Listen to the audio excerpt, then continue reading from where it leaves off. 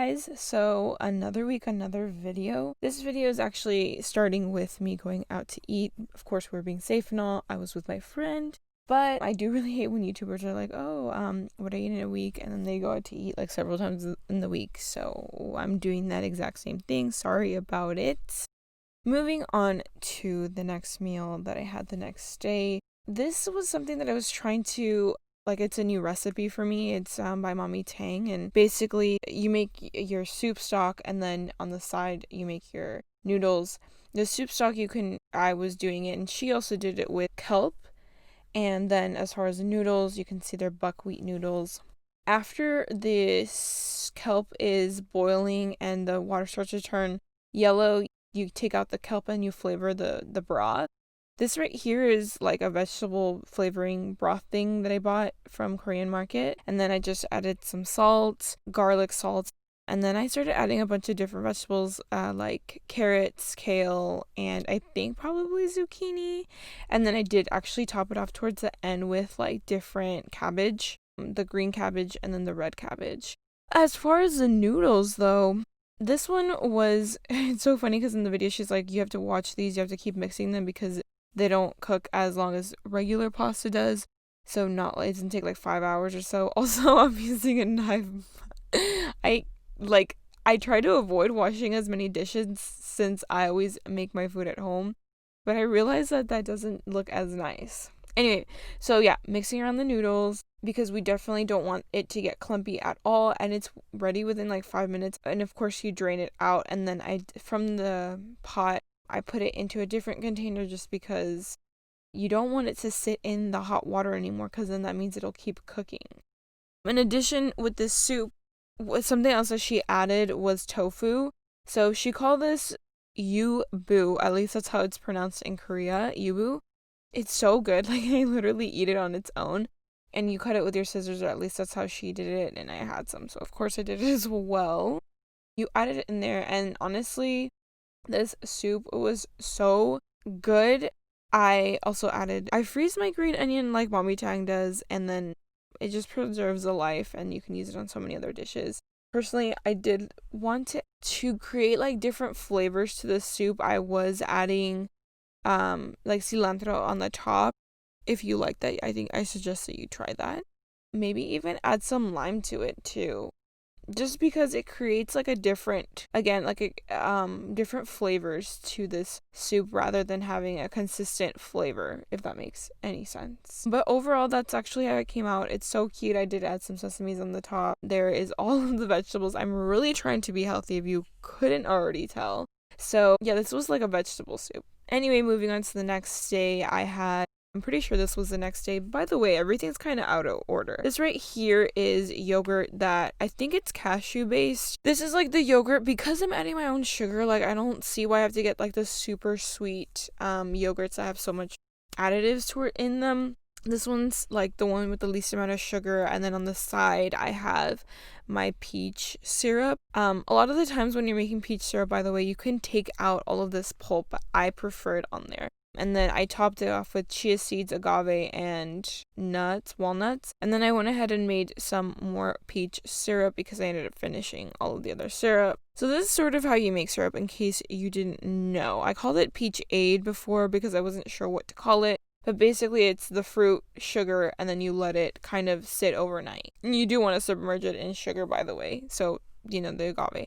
Later on that next day, I think I decided I want to make like a fall recipe. This is my cat, by the way. He loves the chickpea water for some reason. But basically this is a recipe to make pumpkin rolls. You start by whipping almost like your whipped cream. You create your whipped cream, and that's like me doing like a slow-mo of how you want it to look. And this is called aqua faba. I'm not going to say the exact recipes, the exact ingredients, because I don't remember, but I'm going to have everything linked down below. You mix it all together, then you have like your dry ingredients, which is where you do your flour, and all your spices, so like cinnamon and such. If you don't know what a pumpkin roll is, I didn't know either. I decided to make it. It was so freaking good. Back to your sort of whipping cream. You're slowly adding your sugar, and honestly most of the time people do this with like a proper mixer, an electric mixer. I didn't have that, so I was like literally mixing forever. This took me a long time. I added some pumpkin to it, and you're mixing this even more.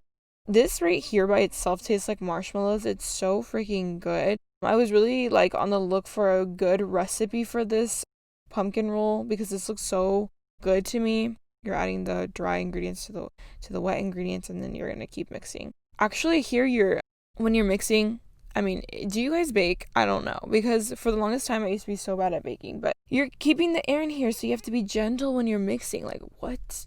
Baking is such a science. I find it so intriguing. After you've mixed that and kept the air in, you're pouring the mixture, the batter, the whatever for your, pumpkin cake. Technically, this is for the cake part.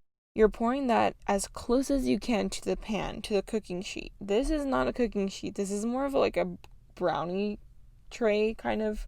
I don't have a cooking sheet because I didn't have a cooking sheet. This you have to spread super gently, but because I didn't have a cooking sheet, this was kind of like a thicker cake. At least the cake part was thicker. Okay, once you take it out, you gently flip it onto a tea towel. I didn't have a tea towel. I used like a random cotton towel. See how thick it is? It's really not supposed to be that thick. You are supposed to be really, really gentle with this cake. So you're rolling it up. I was trying to be so freaking careful so that once it dries or kind of gets cold, it remembers that exact shape. Moving on to the icing. Turns out I didn't have every single ingredient. That right there is sugar, powdered sugar. This one right here, that powdered sugar, by the way, I don't even know if it's like vegan 100%, but I was just using what I had. This is what you get right here. By the way, I'm vegan. I feel like I never mentioned that in any of my videos. I was missing like butter and stuff. My sister tends to eat it, and my brother does too. Well, I think my sister more. But that's sort of the filling. I kind of added more cream cheese than butter, even though it's supposed to be like half and half. This is what we created. After I rolled that on, it took me forever. Like, really, it did. My camera was actually dying, so I couldn't really show you the aftermath during the night, and either way I had to cool. So this is like a chunk next morning. I actually dropped some off at my cousin's, so that's why I only have like half of it. This right here, I paired it with peach syrup. Moving on to the next day, we make coffee once again. Originally, this was like supposed to be something small, like for me and my sister. Then my brother wanted some, so I split it in half and I made 3. So I feel like this coffee hits me like no other, even though it's like a smaller size than normally than like I do, if that makes any sense. So I like it lighter, but my sister and my brother prefer it not as milky, which I totally get, but preferably, like, to me, like, literally half of this, I'm like, I have a horrible crash afterwards. I feel like if I have like a lot, even though I still drink a lot, so where's the balance? I add pumpkin spice because it is fall, baby. I try to get a good like shot of it. Obviously it didn't work. I think this was the same day and the same morning, but I made a green smoothie because again, I am trying to be healthy. Kale, banana, oat milk, and I did add some pumpkin. And then later that day, I was feeling very lazy. I have so much respect for people that, this is leftovers, but I have so much respect for people that make these videos because I really just feel like when you come home and you're working so often and even you go to school and such, this is all the leftovers I'm basically showing you. And then I whipped some cream cheese with nutritional yeast and lemon. Quinoa is my next recipe that I made. This is actually the last one that I made. I have not had luck cooking quinoa, so I got something that you can cook like really easily. You literally just pop in the microwave, pour it onto a tray or a Tupperware, sorry. And then I do add some flavor to this because, like I was saying, I feel like I don't have that much luck with quinoa. Like, it always tastes really nutty or it didn't cook enough. It doesn't have that much flavor. I always think of it trying to replace, I just added olive oil right there, but to replace carbs, but it's obviously not for that. So it's just kind of like a side dish, I almost feel like. That was me adding garlic salt or salt, either one. I think I add both. And then parsley flakes, of course, ginger. I was trying to make like how I make my rice, kind of Mediterranean, fresh red pepper, and then cumin seeds. You add a pinch of all of this. I swear this actually ended up tasting so good. Next, I saw this in a video and I was like, I should try it because it looked kind of easy. Cannellini beans you toast them with pesto sauce. Toasting didn't really actually work out for me, but it was still good. as a side dish. I love baking cauliflower. It always tastes really good as a side dish, as well as gardein meatless meatballs. I felt like something was missing. So what I went ahead and did was I sauteed the meatless meatballs, and I wanted to make like a very umami flavoring sauce with it. So one of the plant-based ways to create an umami flavor is with tomato sauce, including tomato paste.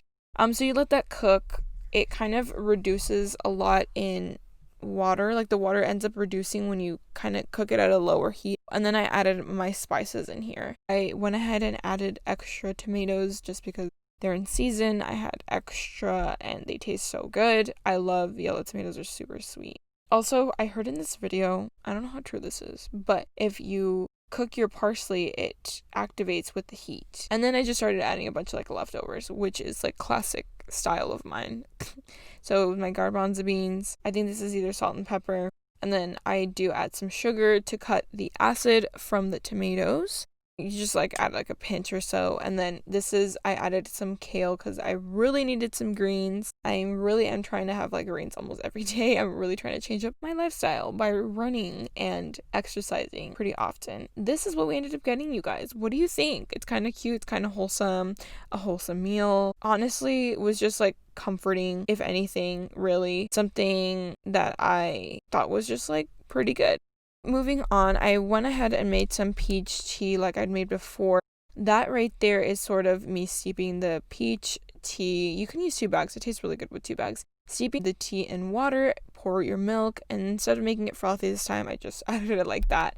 And then I added what was left over from my peach syrup, and it has like the peach chunks, which I think tastes really good. And then since it has a syrup, like it kind of sweetens up the tea. It tastes amazing when it's frothed out, like when you add the froth of the milk. And I show you how to make the froth if you have like a French press or whatever. That's like the cheap way to have a frother. This was so comforting. Thank you so much for watching. I do like making these videos. I hope that I make more in the future, and I hope that you guys keep watching. Thank you so much.